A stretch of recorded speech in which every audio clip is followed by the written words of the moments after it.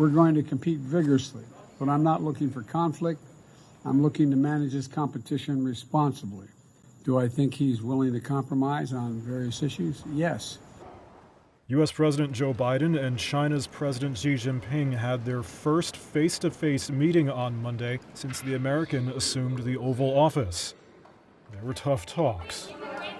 But as each country grapples with multiple grave conflicts between them, such as Taiwan, North Korea's nuclear program, and the war in Ukraine, and with relations between the U.S. and China at their lowest point in decades, U.S. officials are also talking of a new, quiet effort by both sides to try to mend those ties. That's said to have begun about 2 months ago.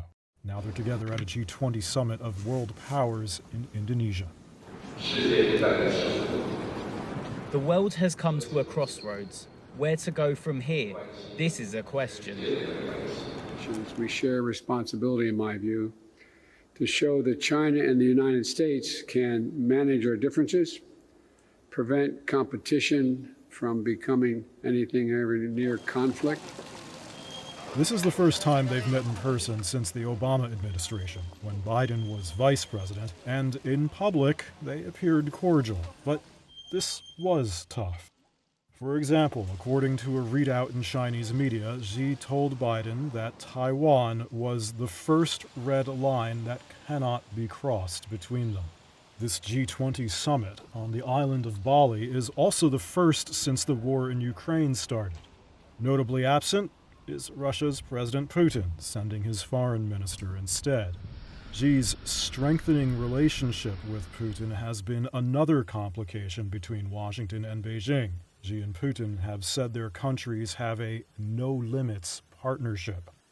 However, Xi's government has also been careful not to provide material support to Russia that could trigger Western sanctions. And a U.S. official has said that China's premier, Li Keqiang, recently spoke at another summit of what they called the, quote, irresponsibility of nuclear threats, an apparent reference to Russia's rhetoric in Ukraine.